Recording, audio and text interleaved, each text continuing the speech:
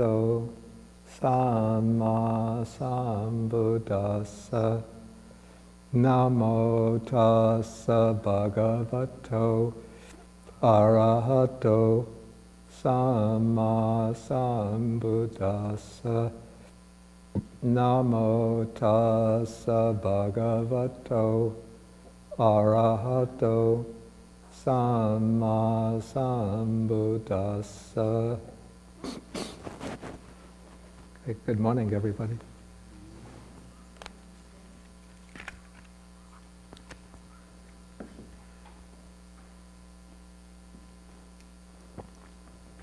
Okay, so today we'll be taking sutta number 117 in the Majjhima Nikaya.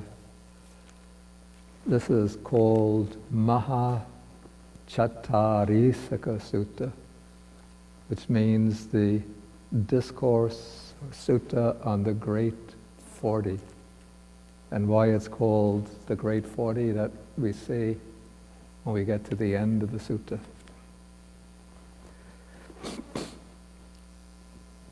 And this sutta is particularly interesting and important in understanding something about the history of the development of the Buddhist text, because we can see in this sutta how certain elements of the evolving or the emerging Abhidharma found their way into the Sutta Pitaka. And then there have been comparative studies done between the Pali version of this sutta, the version preserved in the Chinese Majjhima Agama, and then some Tibetan counterparts with versions of the sutta preserved in the Tibetan language.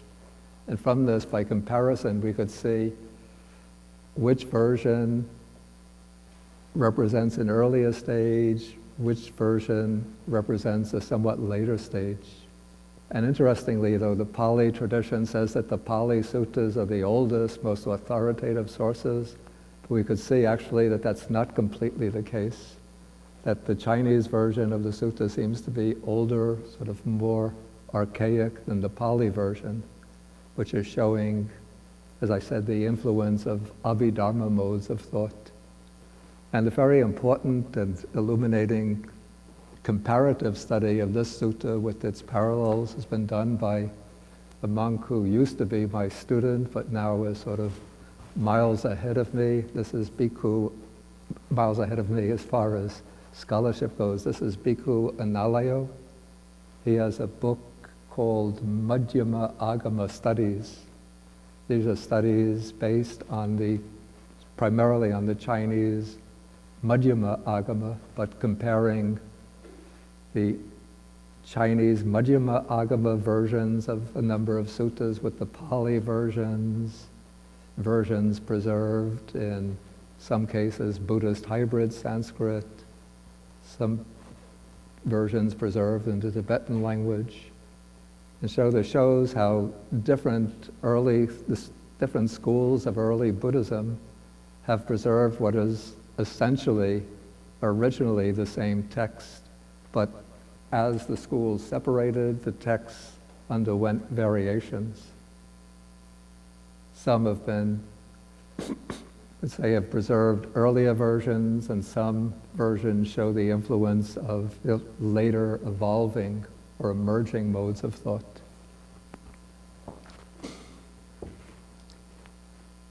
Okay, so let us go directly into the sutta.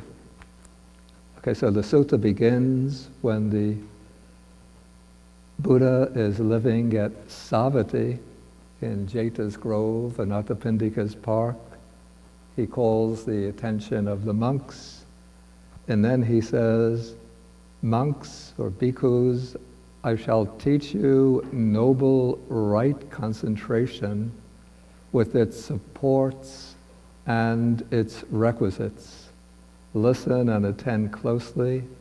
And then the Buddha raises the question, what is noble right concentration with its supports and its requisites? And it turns out that the supports and requisites of noble right concentration are right view, right intention, right speech, right action, right livelihood, right effort, and right mindfulness. So to these, the enumeration of these factors from right view to right mindfulness give you some indication of what's being expounded here? Exactly. It's the Noble Eightfold Path, but it's now being presented from a somewhat different perspective. It's now taking right concentration as sort of the core or center of the Noble Eightfold Path. And then the other 7 factors we say are like, maybe you could say that right concentration is like the sun of the solar system, and the other 7 factors are being presented as planets around that central sun of the solar system. So those are the supports and the requisites. And then right concentration itself is called unification of mind equipped with these 7 factors. So that is right concentration with its supports and its requisites. So here we're having a somewhat different perspective on the path than we get from some of the other suttas, which speak about how right view arises first. From right view comes right intention, then right speech, right action, right livelihood, culminating in right concentration. But here we are dealing with the experience that emerges, that occurs when right concentration has reached a certain peak of development, peak of maturity, and the other 7 factors are not superseded or surmounted, but they are present along with right concentration.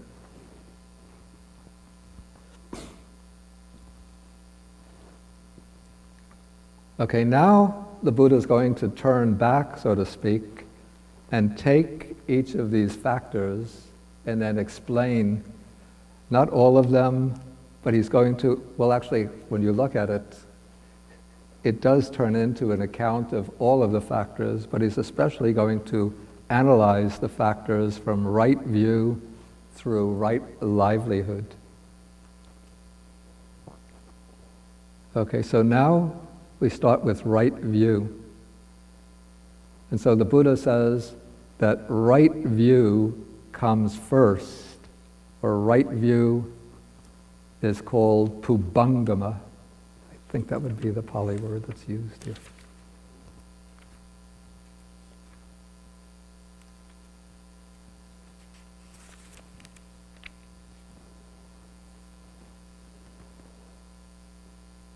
Yeah, it's pubangama.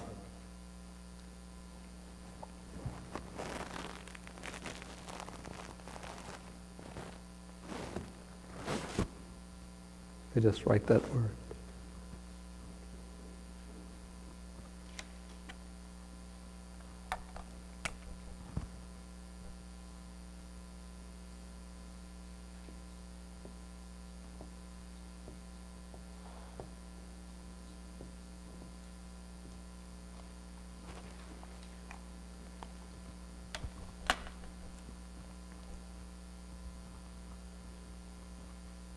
The word pubangama is literally, puba means before or in front, and gama means going. And so now the Buddha is going to explain how right view comes first. And he says that one understands wrong view as wrong view, and right view as right view. So even the ability to distinguish between what is wrong view and what is right view, that is one aspect of right view. Okay, now this is a sort of the way the Buddha proceeds, by introducing terms and then analyzing each term as he introduces it. So now he's spoken about wrong view and right view. So now he's going to give a kind of definition of each of these two terms. So he starts off now with wrong view. So what is wrong view? And then this is basically the view that denies karmic causation. So it's the view that there is nothing given, nothing offered, nothing sacrificed, which doesn't mean that if I give you something that I'm not actually giving it to you, but it's actually the view that there is no, say, karmic merit involved in the practice of giving, of making offerings, of practicing charity. That there's no fruit or result of good and bad actions. This is an explicit denial of karmic causation. There is no this world or no other world. Again, this is not a blanket denial of the existence of this world or another world, but it's the denial that for beings in this world, at death, there's no passing to another world. That there's no mother, no father. Again, it's not a denial that people are born from their parents, but it's saying that there's no merit in providing for the well-being of one's parents, that we have no obligation to look after our parents. It's a kind of view that everybody should just take care of themselves and not even look after the people who have made the greatest sacrifices for oneself, one's own parents. No beings who are reborn spontaneously. This is the denial that there are beings reborn in other planes of existence who arise just through a spontaneous type of birth.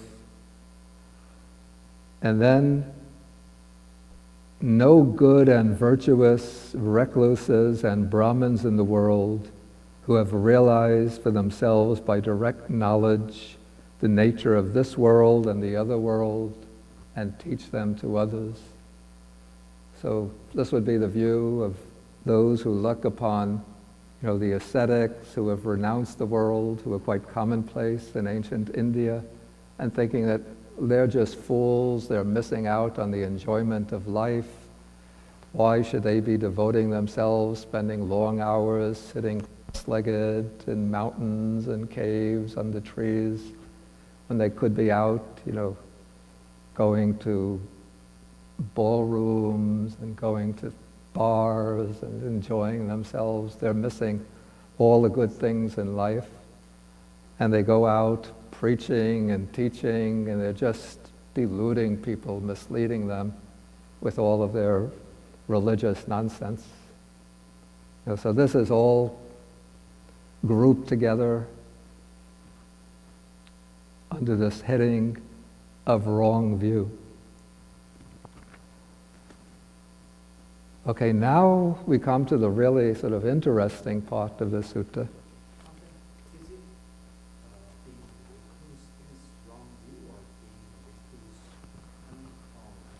What he's saying, the one who holds this kind of wrong view, he's saying that there are no recluses and Brahmins in the world who have realized the real nature of this world and the world beyond and teach them to others.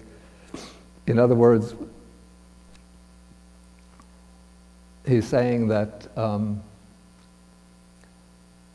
course, he knows, since he's living in ancient India, he knows that there are recluses and Brahmins who have living lives of renunciation, but he's saying that there's no kind of real experience of awakening, enlightenment, any kind of higher states of consciousness or realization to be achieved.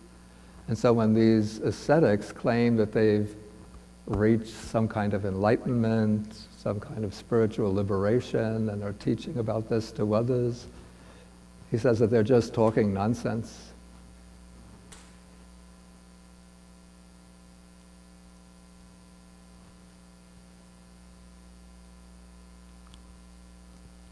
Okay, so now that is wrong view. And wrong view is just presented here as of one type. So of course in other suttas, other variations on wrong views are mentioned. But here now, when the Buddha introduces right view, this is where it becomes interesting. He makes a distinction. He says, right view, I say, is twofold. There is a right view that is subject to the taints. Here we have affected by the taints. Partaking of merit. Right. First I'll read it, then I'll explain these terms, which are very technical.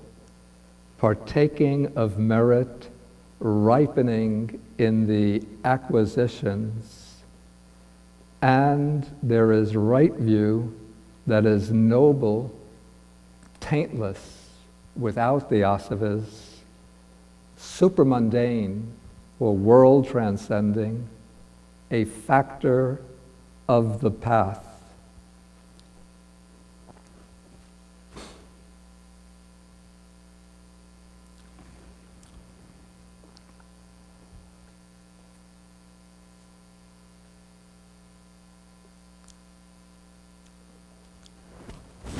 Okay, so first let's take these terms.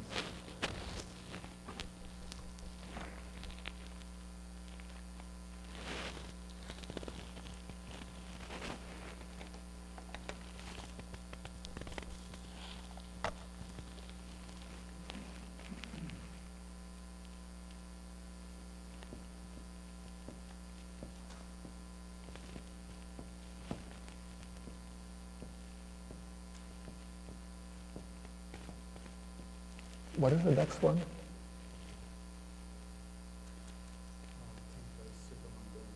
No.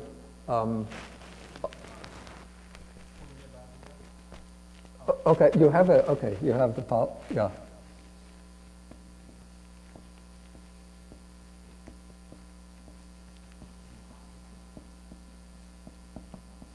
And then the next is ripening in the acquisitions. Is that it?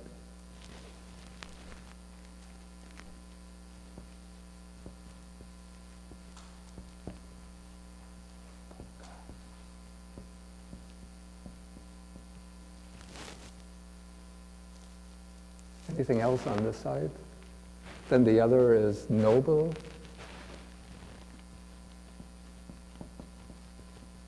And supermundane, is that the next?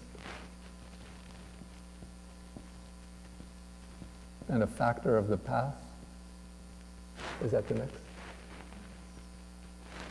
Taintless, right. Oh, Arya comes first. It doesn't matter.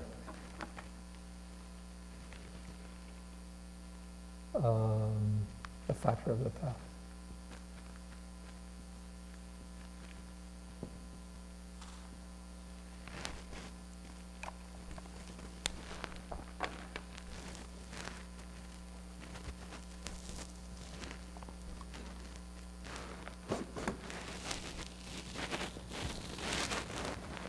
Okay, now in the suttas that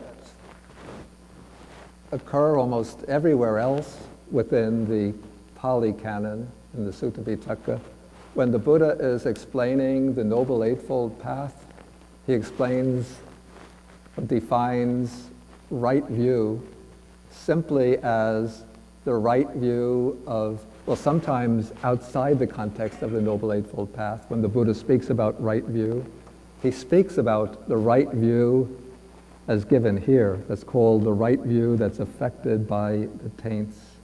That is the view that there is what is given, what is offered, what is sacrificed. There is fruit and result of good and bad actions. There is this world and the other world. There is mother and father. There are beings who are spontaneously reborn. There are in the world good and virtuous recluses and Brahmins who have realized for themselves by direct knowledge the nature of this world and the other world and teach them to others. So we find that kind of right view usually explained under the heading of the 10 types of good karma. For example, in Sutta number 41 of the Majjhima Nikaya, where the Buddha is explaining the 10 courses of wholesome karma. When he comes to right view is explained in this way. But when the Buddha is speaking about the right view of the Noble Eightfold Path, then he defines it as the knowledge of suffering, of the origin of suffering, of the cessation of suffering, and of the path leading to the cessation of suffering. And in the context of the Noble Eightfold Path, no distinction is made about whether that right view is mundane or supermundane. It's just explained simply and directly as part of the path leading to the cessation of suffering. But here we see a distinction is made between the right view with taints that partakes of merit. That is, this is the right view that leads to the acquisition of good karma that will promote a favorable or happy state of rebirth. And it's the right view which is said to be ripening in the acquisitions. That's upaddi vepaka. And what is meant by the acquisitions here is the 5 aggregates. So this type of right view leads back into samsara. It's not the view that leads to liberation, directly to liberation. But it's the right view on the side of merit. It's a right view that will lead one to good fortune, a fortunate rebirth and fortunate circumstances within the cycle of rebirths.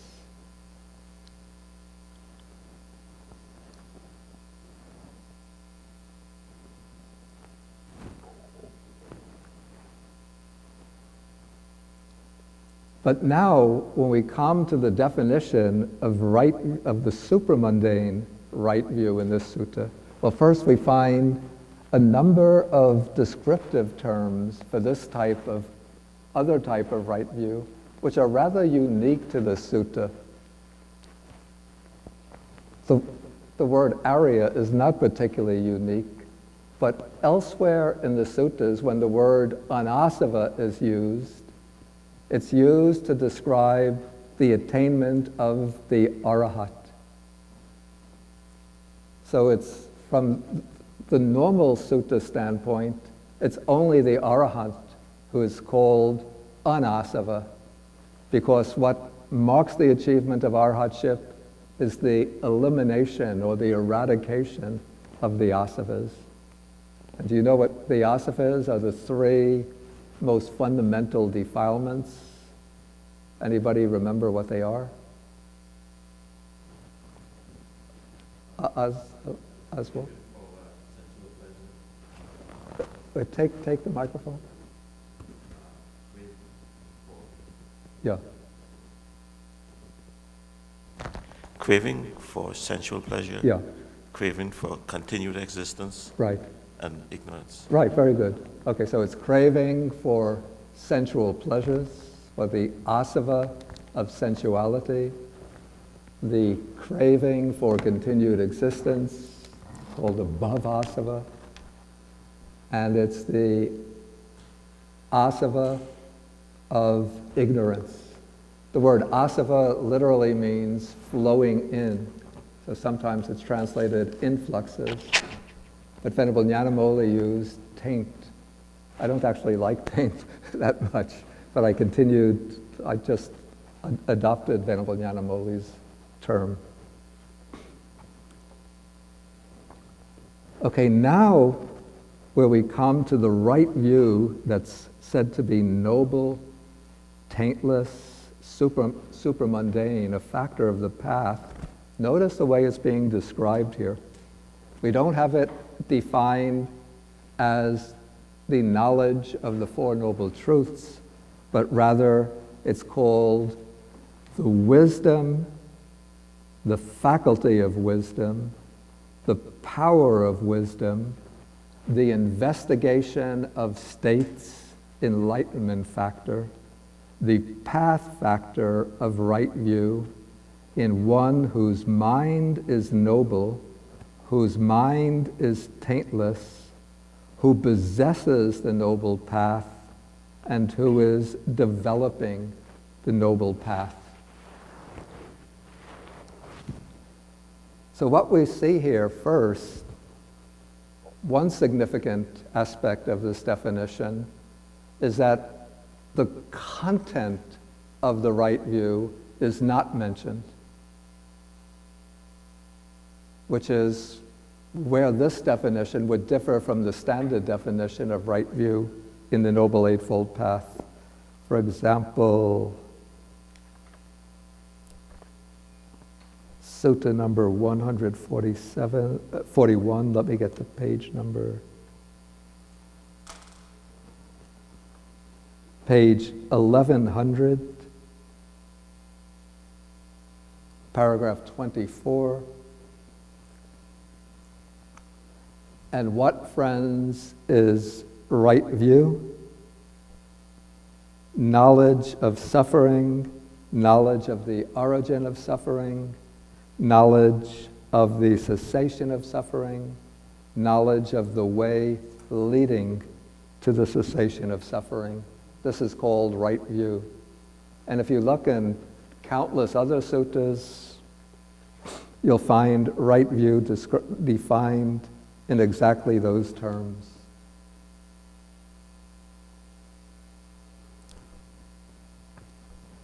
Okay, so here, the content of right view is not explicitly mentioned, but rather right view is being defined, we call this psychologically, in terms of a particular mental factor.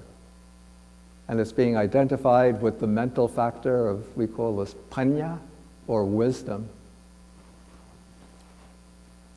And that it's not only explicitly identified with wisdom, but what is done in defining this type of right view is to take a number of synonyms for wisdom that occur in other contexts and group them all together under this definition of right view of this transcendent, world transcendent, or supermundane right view. So we have the faculty of wisdom. You probably have come across the 5 spiritual faculties. Anybody remember the 5 faculties?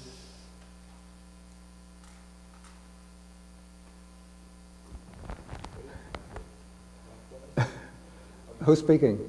Oh, you were speaking. Okay, then take the microphone. Have to get them in the right order also. Faith, energy, mindfulness, concentration, and wisdom. Right, okay, so it's faith, energy or effort, mindfulness, concentration, and wisdom. And so here, the text is taking the faculty of wisdom and making it a synonym of this world-transcending, noble right view. Then we have 5 powers. The 5 powers are, by name, they're the same as the 5 faculties. And so we're taking the power of wisdom and putting it under right view. Then we have 7 factors of enlightenment. Anybody want to try the 7?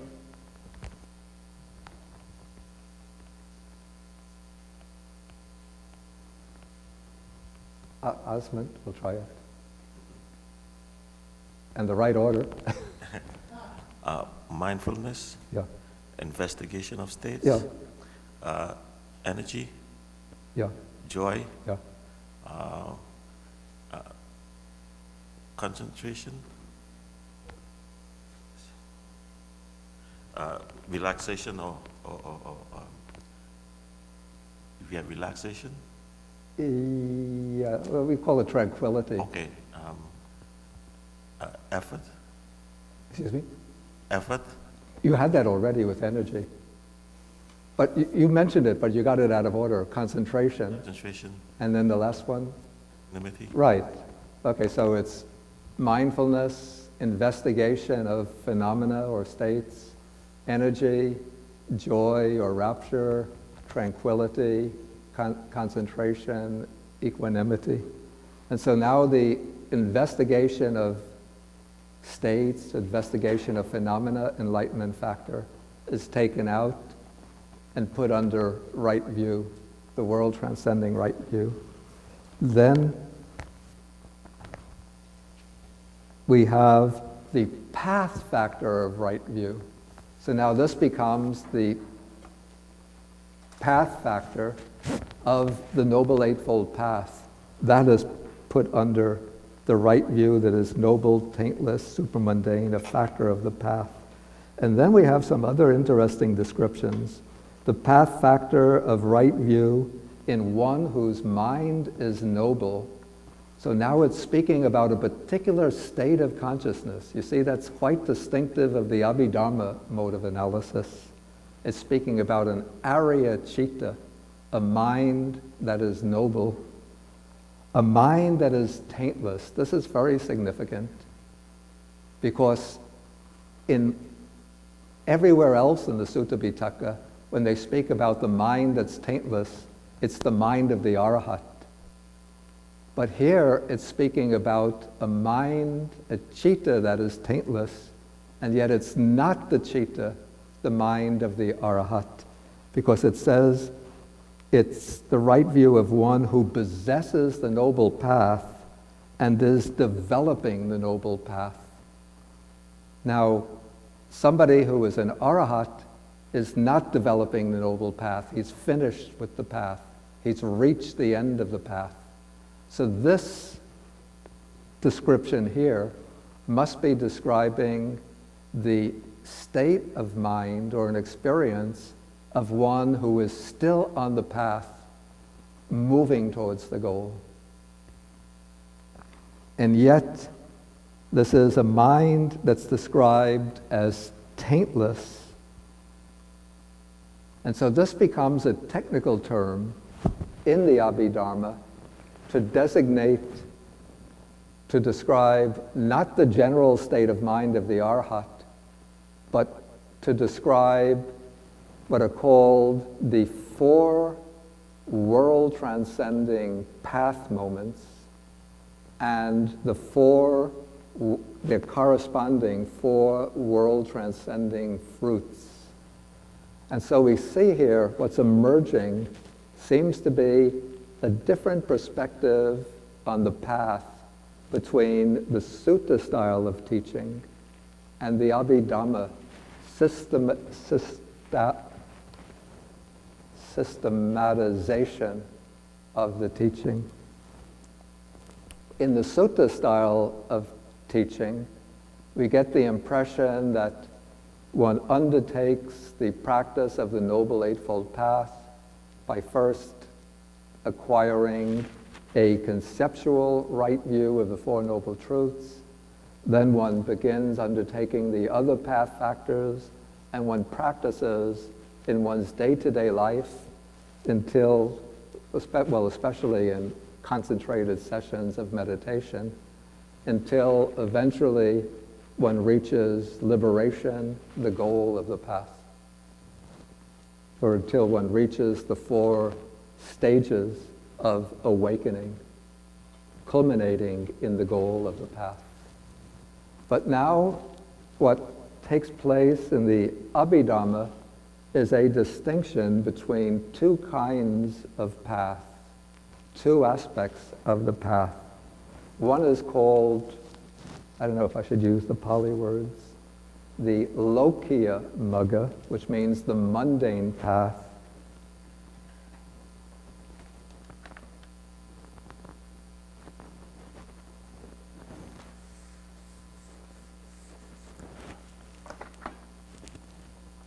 For people who are relatively new to this class, I have to say this is a bit technical.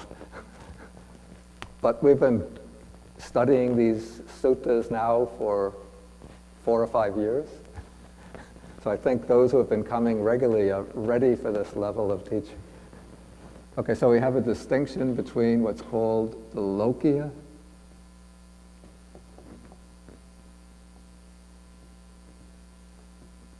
path. It's also called the preliminary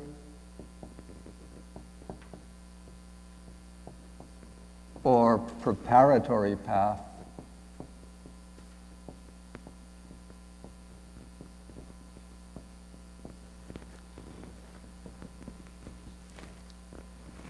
And then comes the Lokuttara path.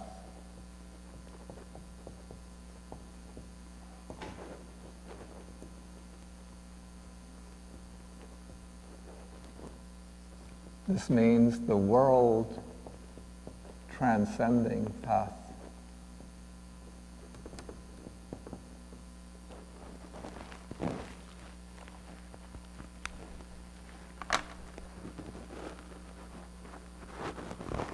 And as the concept or the understanding of this world transcending path becomes refined in the Abhidhamma, it's conceived of as 4 mind moments which occur with some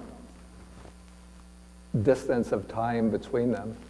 But a world transcending path is just a single mind moment, a single moment of consciousness which rises up above and beyond the world of conditioned experience and penetrates the nature of nibbana, the unconditioned nirvana. And that world transcending path emerges from the development or cultivation of the mundane path, which is also called the preliminary or preparatory path. So in other words, the path that we are practicing in our day-to-day life, sometimes we say, I'm a Buddhist, I'm practicing the Noble Eightfold Path. But from the technical standpoint, maybe some of you are, I don't know, but most of us are not. What we are doing is practicing a path, we could say, that is in accord with the Noble Eightfold Path. Or we're practicing the preliminary or preparation for the Noble Eightfold Path. But the real Eightfold Path that is truly noble, truly world transcending, is just that one moment of consciousness that arises when all of the spiritual faculties are mature. And that world transcending path has the function of penetrating directly and deeply the 4 Noble Truths by taking as its object of realization nibbana itself. And when that path arises, it eradicates permanently, it eradicates certain of the defilements or the fetters that keep us in bondage to birth and death. And so there are 4 world transcending paths or stages in the world transcending path. Each one eradicates a certain layer of defilements until when one gets to the 4th world transcending path, it eradicates all the remaining defilements. And so those world transcending paths, those are called, going from the lowest to the highest, the path of stream entry, the path of the once returner, the path of the non-returner, the path of arhatship. And then each path, each of these moments of consciousness that constitutes the path is followed by its fruition. The fruition is also a state of consciousness in which one experiences momentarily the bliss of liberation from the particular defilements that have been eradicated by that path. And now that state of consciousness that is called the world transcending path, that is described as taintless, anasava, and noble.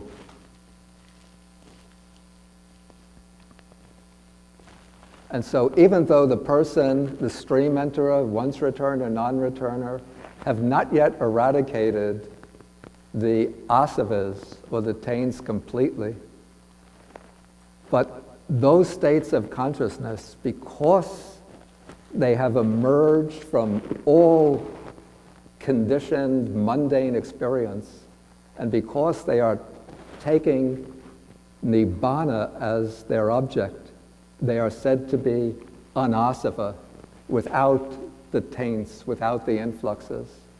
Even though, say, the stream enterer will go through that experience, come down, as a stream enterer, he still has sensual desire, still has the craving for more existence, still has some ignorance. But that experience, that momentary experience of the path and fruit, those experiences are said to be free from the influxes, without the asavas.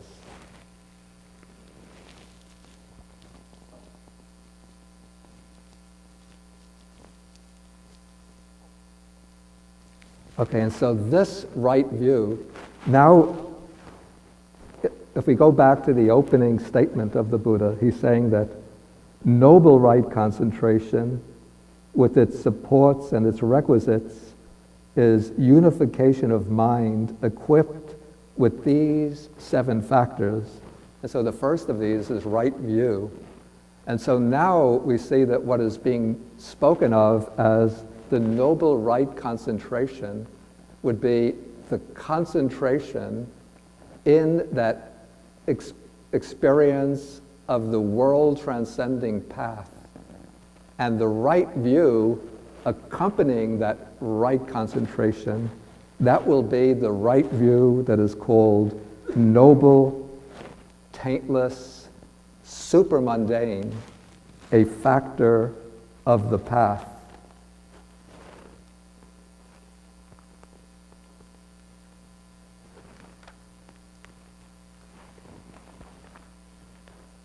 Okay, then the Buddha in the next passage, or next paragraph, he brings in the other 2 factors that have not been mentioned yet, or 2 factors that have not been mentioned yet.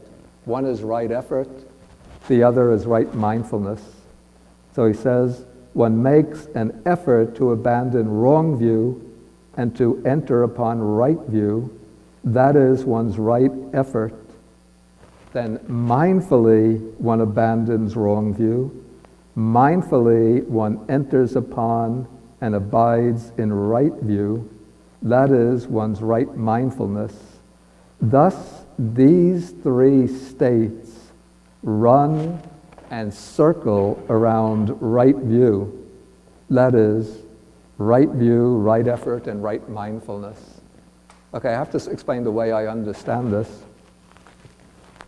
That here I would understand the right effort and right mindfulness to apply in both paths, both types of path, but in different ways. In the mundane path, the preliminary or preparatory path, we are making a sort of conscious, deliberate effort to eliminate wrong view and to acquire right view. So this is the kind of right effort that we experience in our ordinary day-to-day practice of Dharma. We have to sort of reflect and consider what is wrong view, what is right view. We study the text to see what is wrong view, what is right view. We reflect upon them. We do meditation, particularly insight meditation, in order to sharpen our right understanding or insight into impermanence, dukkha, non-self. So all of that effort is the right effort of the preliminary part of the path. And similarly, while we're making that effort, we're also practicing right mindfulness. And so we take up, could be mindfulness of breathing, mindfulness of the elements, mindfulness of walking back and forth, mindfulness of feeling, mindfulness of mental objects, mental states, anything within the framework of the four foundations of mindfulness will be the right mindfulness of the mundane path, the preliminary or preparatory path. But now, for somebody, when their practice comes to the culmination, when they reach the supermundane, world-transcending path, that one mind moment, there's present energy involved in eliminating the defilements. That energy is the right effort of the world-transcending path. And there'll be the mindfulness, which is now helping to eradicate the tendency towards wrong view. That would be the world-transcending mindfulness, or the mindfulness in the world-transcending path. And then, of course, there's the presence of the right view itself. So he says these three states, that is right view, probably here the preliminary right view, and right effort and right mindfulness circle around, I think, the world-transcending right view.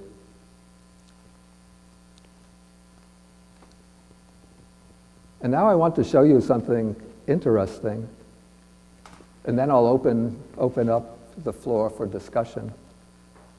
First, I want to read Venerable Analayo in that study of the Sutta on the Great 40.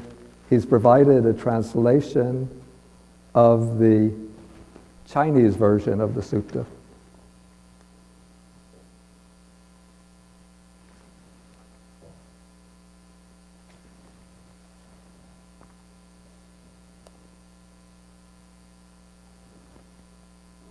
But actually, this strikes me as a bit strange.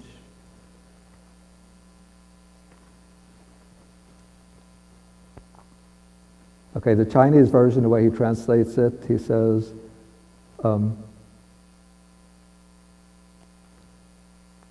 there is this noble right concentration with its arousing, its supports, and also with its equipment of 7 factors. Then he says, I'll explain the 7 factors are right view through right mindfulness.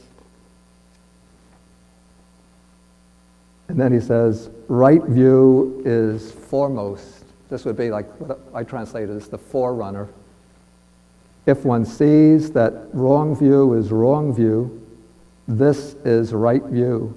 If one sees that right view is right view, this is right view.